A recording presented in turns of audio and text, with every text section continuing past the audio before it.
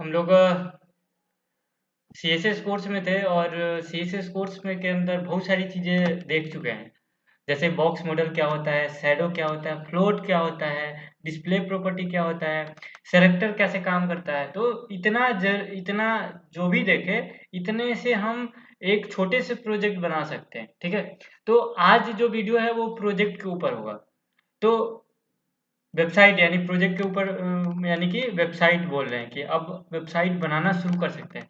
जैसे कि ये मेंटोर सेल्फ की वेबसाइट है, तो इस तरह की वेबसाइट बना सकते हैं। जैसे कि देखिए ये एक पूरा देख रहे हैं, नेविगेशन मेनू है, जिधर इस तरफ लोगो है, इस तरफ होम अबाउट कॉन्टेक्ट है, फिर ये पूरा एक बॉक्स है और उसके अंदर ये टेक्स्ट है। तो इस तरह वेबसाइट आप बना सकते हैं। तो देखिए नोटपैड वेबसाइट बनाने के लिए कोई भी टेक्स्ट एडिटर यूज कर सकते हैं। ठीक है, तो सबसे पहले आप ध्यान दीजिए, यहाँ पे एक चीज हम आपको दिखा रहे हैं कि जब वेबसाइट बनाएंगे तो देखिए वेबसाइट ब्राउज़र में कुछ इस तरह खुलता है।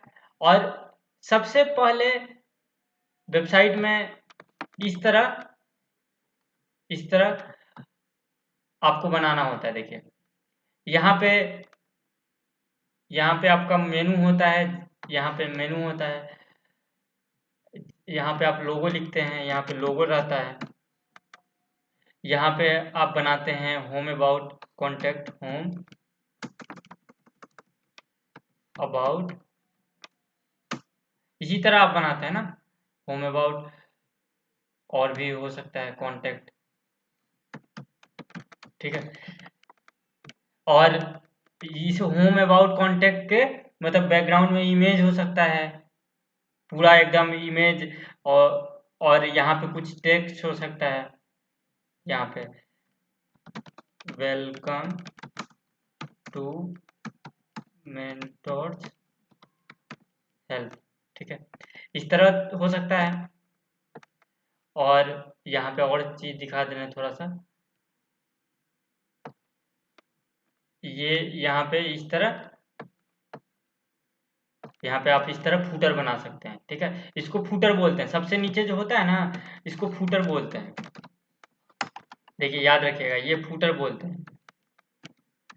और इसको हेडर बोलते हैं, ये जो पूरा बॉक्स है ना, इसको हेडर बोलते हैं। ठीक है, और ये जो दिख रहा है, ये पूरा हम दिखा दे रहे हैं आपको, जो होम अबाउट कॉन्टेक्ट जिसमें लिखा है ना, जो ये होम अबाउट कॉन्टेक्ट है, ये वाला ब्लॉक जिसमें होम अबाउट कॉन्टेक्ट है, इसको नैव बार बोलते हैं। ठीक है, नैव बोलते हैं। ठीक है, नैव बोलते हैं। तो सबसे पहले देख रहे हैं हेडर, हेडर के अंदर ही नैव बार है, तो सबसे पहले हेडर टैग लेंगे, उसके बाद नैव बार बनाएंगे। ठीक है, तो सबसे पहले हम जब भी आप वेबसाइट बनाएंगे, आपको ध्यान रखना क्या है, ध्यान रखना ये है कि आपको एक फोल्डर बना दे रहा है। तो हम चाहते हैं ना कि डिजिटल मार्केटिंग की वेबसाइट बनाएं, या फिर किसी तरह की वेबसाइट बनाना है, तो आप उस वेबसाइट के नाम का एक फोल्डर रख लीजिए। तो हम यहाँ पे मार्केटिंग रख ले रहे हैं, और इस मार्केटिंग वाला में इस वेबसाइट जो बना रहे हैं, उस फोल्डर के अंदर आप बहुत सारे इमेज रखेंगे, तो इमेज फोल्डर बना लीजिए। आप CSS अपने वेबसाइट में यूज करेंगे, तो हो सकता है CSS ढेर सारा क्रिएट करना पड़े, तो CSS का एक फोल्डर बना लीजिए। उसी तरह अगर जावास्क्रिप्ट का कोड बाई चांस ऐड करना हो, तो JS का बना लीजिए। हो सकता है कभी PHP का जरूरत पड़े, तो PHP का फोल्डर बना लेंगे। तो इस तरह आप एकदम फोल्डर बाई फोल्डर बनाते हैं। और देखिए index dot H T M L किसी फोल्डर के अंदर नहीं रखते हैं, ये भी ध्यान रखिएगा कि index dot H T M L बाहर रखते हैं। तो सबसे पहले VS कोड ओपन कर लेते हैं, VS कोड में हम कोड करेंगे। और VS कोड ओपन करने के बाद सबसे पहले ये जो आप फोल्डर रखे हैं ना, मार्केटिंग है या फिर कुछ भी नाम फोल्डर का रख सकते थे। जैसे कि ये VS कोड हमारा ओपन हुआ है, और इस VS कोड का हम नाम चेंज करके यहाँ पे कुछ भी आप नाम रख सकते हैं। जैसे कि हम कुछ भी नाम रख सकते हैं। ठीक है, नाम रखने का कोई वो नहीं है, आप जो रखना है वो रख लीजिए। ठीक है, ठीक है, इस तरह हम क्या बोला है, क्लोज दी, अच्छा फोल्डर खुला हुआ है पहले से। ठीक है, एक मिनट, तो इस तरह मतलब कुछ भी रख ले सकते हैं, ये ऐसा कोई रिक्वायरमेंट नहीं है, ठीक है। तो अब क्या करते हैं कि सबसे पहले आपको इस फोल्डर को सेलेक्ट करना होगा। तो ओपन फोल्डर कर लेते हैं और ये मार्केटिंग वाला जो फोल्डर अभी बना है ना, इसको इस तरह सेलेक्ट कर लीजिए, ठीक है। ये सेलेक्ट हो गया। अब यहाँ कंट्रोल एन करके और कंट्रोल एस करके एक फाइल सेव कीजिए और उसका नाम रखिए index dot H T M L, और इसी index dot H T M L में हम अपना कोड करेंगे, ठीक है। तो सबसे पहले हम एच टी एम एल का स्ट्रक्चर लिख लिए हैं, ये एच टी एम एल का स्ट्रक्चर है हमारा। तो एक सी एस एस का भी क्रिएट कर लेते हैं, style dot C S S,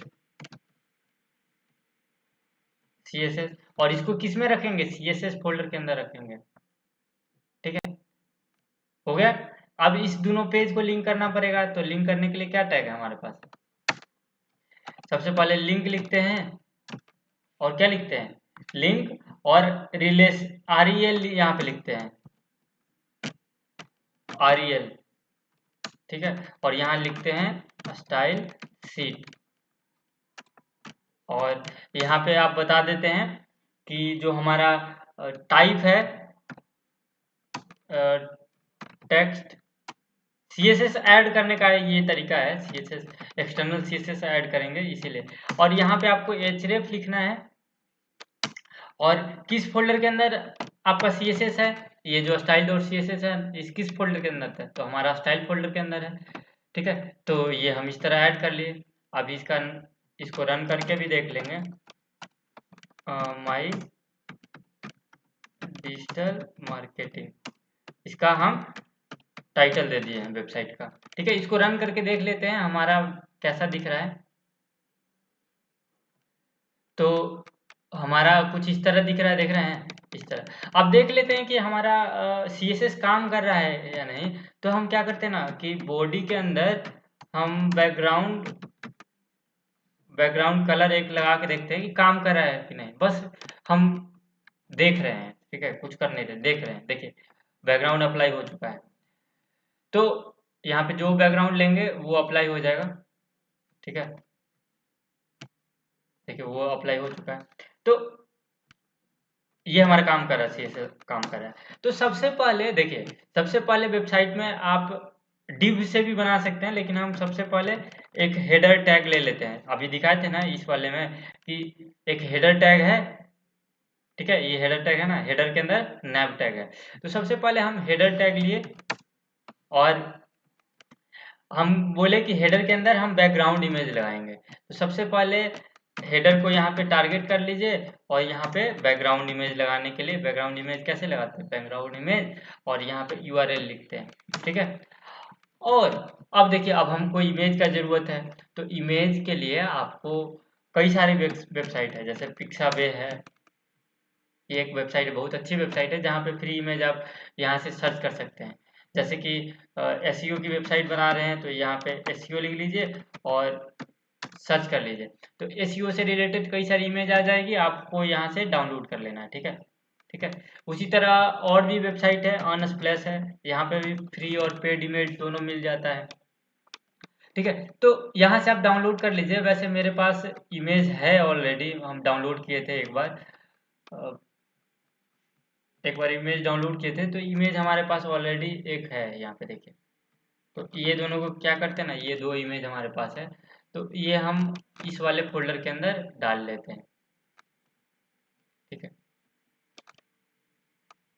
ये जो हमारा इमेज वाला फोल्डर है इसके अंदर डाल लेते हैं, ठीक है।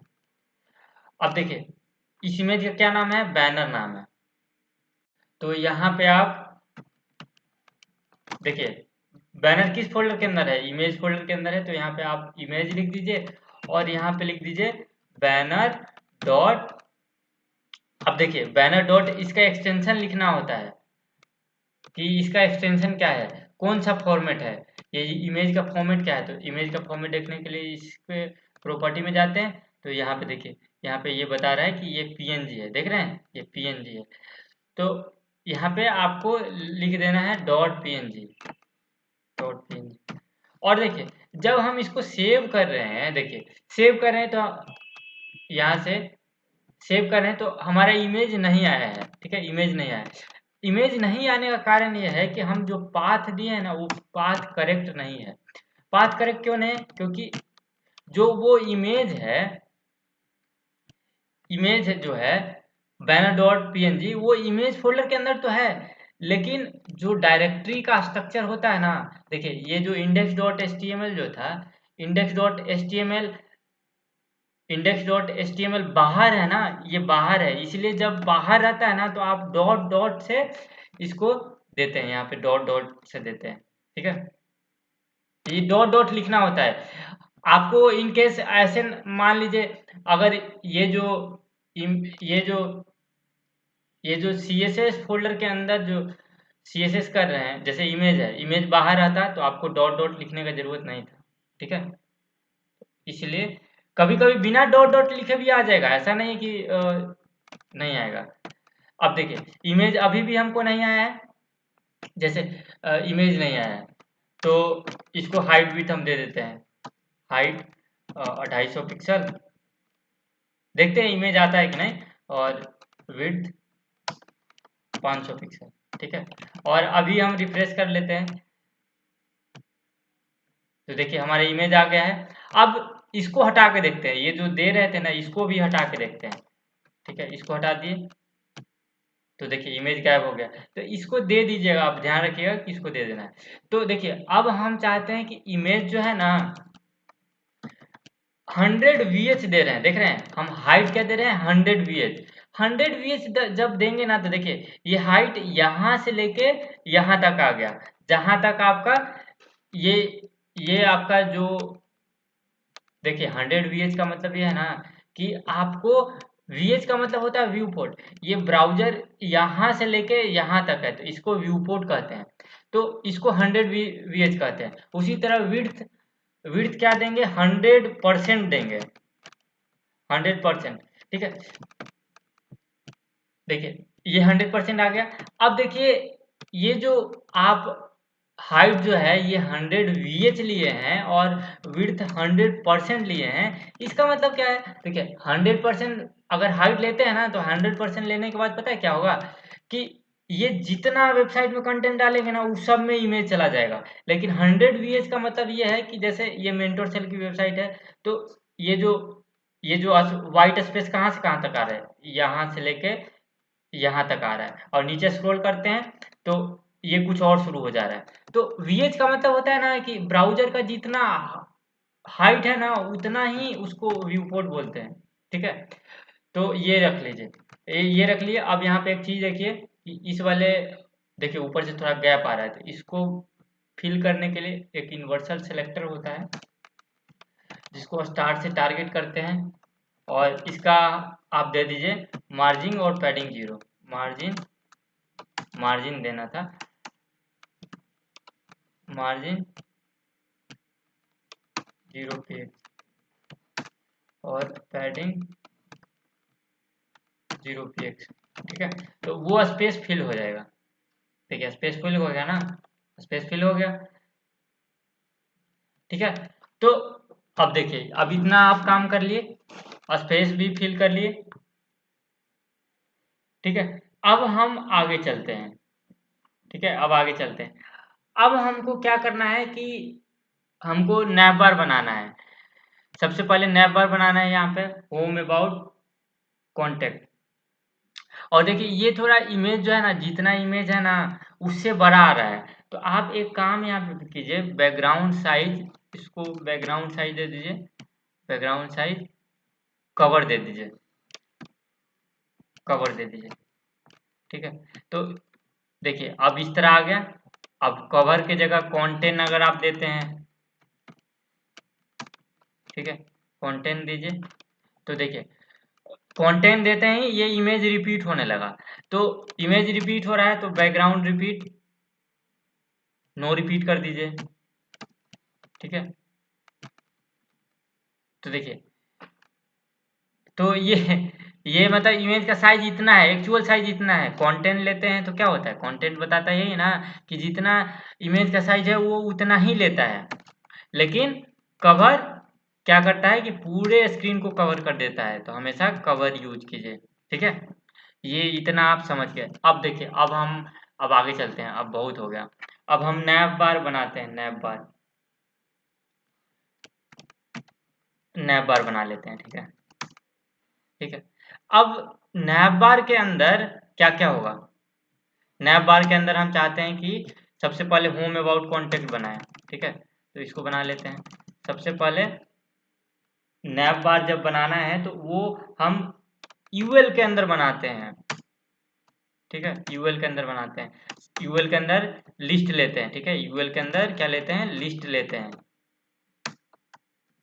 ठीक है। और लिस्ट में हम क्या लिखते हैं? देखिए, ये ध्यान से लिखे देखिएगा, ए एच रेफ, और यहाँ पे इस तरह बनाते हैं, आपको समझ आ जाएगा। और यहाँ पे हम होम लिख देते हैं, ठीक है, होम। इसी तरह अबाउट का बना लीजिए, होम सर्विसेज अबाउट, और एक और बना लीजिए कॉन्टेक्ट का, ठीक है। अब रिफ्रेश करके देख लेते हैं कैसा दिख रहा है। तो ये अभी हमको होम अबाउट कॉन्टेक्ट जो है यहाँ पे देख रहे हैं, यहाँ पे दिख रहा है, ठीक है, यहाँ पे दिख रहा है। तो इसको हमको ऐसा तो नहीं दिखाना है, तो सबसे पहले ना देखिए, इसका बैकग्राउंड दे देते हैं इस नैव बार का। देखिए, अब क्या करते हैं, नैव बार को टारगेट करते हैं, ये जो नैव बार है ना उसको ध्यान से देखिए। अभी क्या कर रहे हैं, नैव बार को टारगेट कर रहे हैं। और नैव बार को हम क्या बोलते हैं, हम विड्थ दे देते हैं 100%, 100%, ठीक है। और इसके बाद क्या करते हैं कि जो हाइट है, हाइट हम दे देते हैं 80 पिक्सल, ठीक है, 80 पिक्सल। और अब बैकग्राउंड कलर हम दे देते हैं, बैकग्राउंड कलर ब्लैक दे देते हैं, ठीक है। ठीक है, तो ये आ गया, बैकग्राउंड कलर ब्लैक आ गया। अब हम इसको इस साइड ले जाना है ना, इसको, ये जो यूएल है, मतलब ये पूरा लिस्ट है, हमको इस लिस्ट को कैसे ले जाना है? हमको इस लिस्ट को यहाँ से हटा के इधर करना है, इधर तो लोगो रहेगा ना हमारा, इधर करना है। तो देखिए, अब कैसे करेंगे?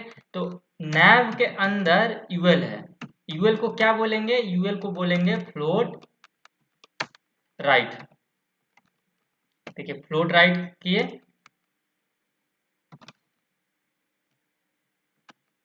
देखिए राइट चला गया, देख रहे हैं, राइट चला गया।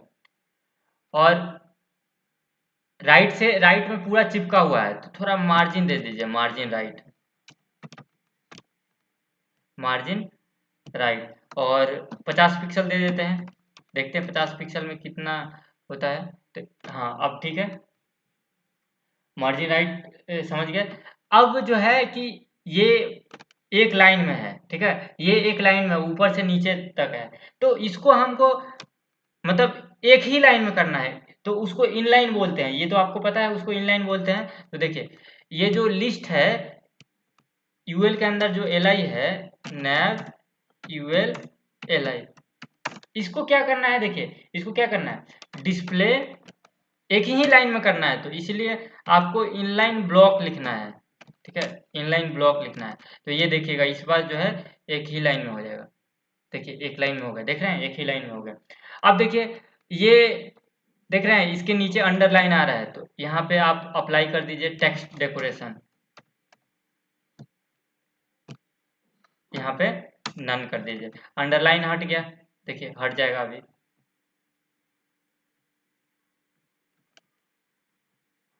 देखिए, अंडरलाइन नहीं हटा, अंडरलाइन नहीं हटा, तो टेक्स्ट डेकोरेशन से नहीं हटा। तो एक काम करते हैं, हम यहाँ पे लगा देते हैं लिस्ट स्टाइल टाइप एक आता है, और उसको हम नन कर देते हैं,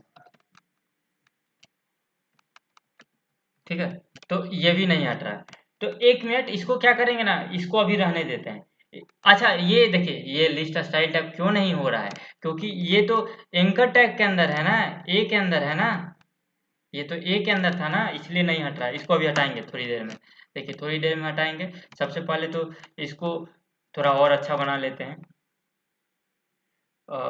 थोड़ा हम पैडिंग दे देते हैं।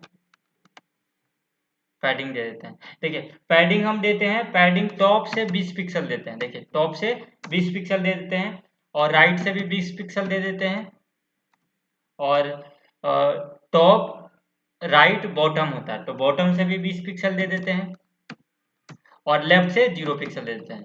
ठीक है, तो देखिए अभी कैसा दिख रहा है। अभी देखिए ऐसा दिख रहा है, समझे। अब देखिए फ़ॉन्ट साइज थोड़ा सा छोटा है, तो इसका फ़ॉन्ट साइज बढ़ा देते हैं। फ़ॉन्ट साइज कर देते हैं 20 पिक्सल मान लीजिए, करके देखते हैं कैसा दिख रहा है 20 पिक्सल में। तो देखिए 20 पिक्सल में ये सही दिख रहा है। अब हमको क्या करना है कि अब जो है नैव के अंदर, यूएल के अंदर, एलआई के अंदर ए है। ठीक है, अब हमको क्या करना है देखिए। अब हमको यहाँ पे लिस्ट स्टाइल टाइप देख लेते हैं पहले। सबसे पहले लिस्ट स्टाइल टाइप, और यहाँ पे नन कर सकते हैं। ये काम नहीं कर रहा है, तो ये तो लिस्ट पे काम करेगा ना। तो यहाँ पे टेक्स्ट डेकोरेशन लिख लेते हैं। टेक्स्ट डेकोरेशन इस बार हो जाएगा, इसमें कोई दिक्कत नहीं, इस बार हो जाएगा। ठीक है, हो गया। टेक्स्ट डेकोरेशन नन कर लिए। अब फ़ॉन्ट साइज बढ़ चुका है।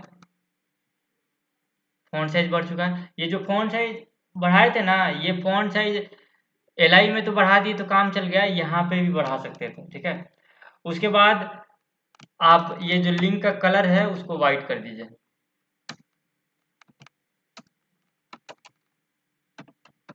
ठीक है, कलर वाइट कर दीजिए। देखिए वाइट हो गया, अभी एकदम सही दिख रहा है, एकदम बहुत अच्छा दिख रहा है।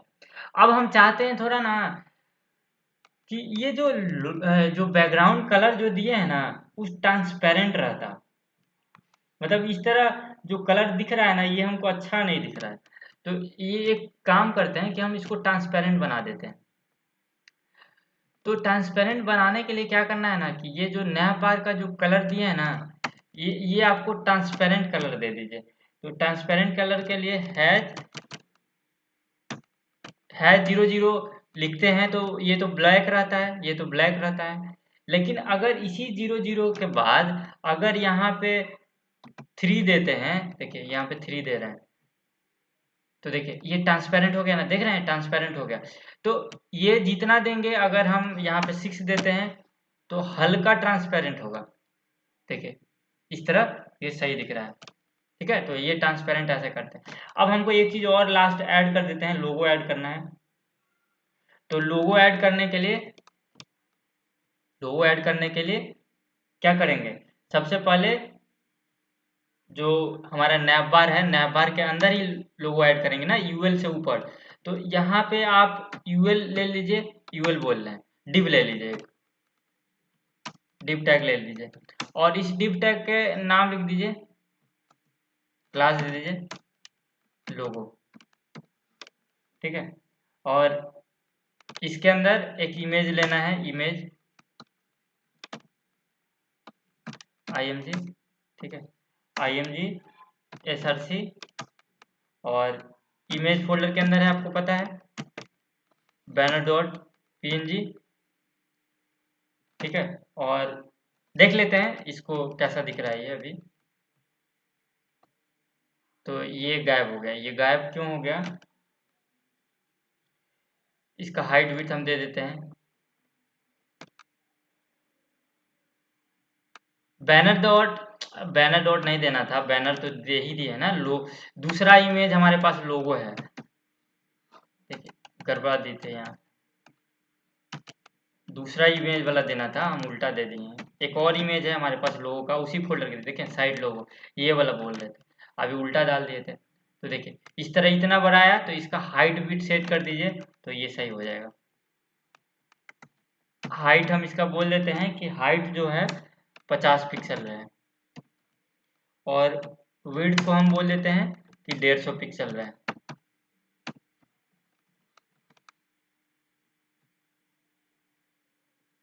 देख रहे हैं यहाँ पे आ गया इस तरह। अब इसको थोड़ा सा स्टाइलिंग भी कर सकते हैं, स्टाइलिंग दे सकते हैं कि ये इमेज जो है इस तरह टारगेट कर सकते हैं, डॉट यहाँ से डॉट लोगो और इमेज IMG टैग है ना। देखिए क्या किए, लोगो को ये क्लास दिए हैं लोगो और इसके अंदर IMG है, तो लोगो से IMG को टारगेट किए यहाँ पे, ठीक है। और इसको हम क्या करते हैं, पैडिंग दे देते हैं, पैडिंग टॉप से 20 पिक्सल देते हैं और राइट से तो 0 पिक्सल रहेगा, ठीक है। और बॉटम से भी 20 पिक्सल और लेफ्ट से हम 30 पिक्सल दे देते हैं, ठीक है। इस तरह दिख रहा है, बॉटम से थोड़ा सा और ऊपर रहना चाहिए था, तो देखते हैं इसको 35 कर देते हैं, ठीक है। तो इस तरह ये हमारा काम कर गया। अब देखिए ये, लेकिन देख रहे हैं ये बिखर गया, तो इसको इस इमेज को बोल दीजिए कि इमेज को आप बोल दीजिए यहाँ से कि जो फ्लोट हो, फ्लोट लेफ्ट रहे ये, ठीक है, ठीक है। वो ओवरफ्लो कर गया था, ठीक है। तो ये देखिए अभी थोड़ा और ऊपर, बॉटम से और ऊपर कर सकते हैं यहाँ से 45 लेके देखिए,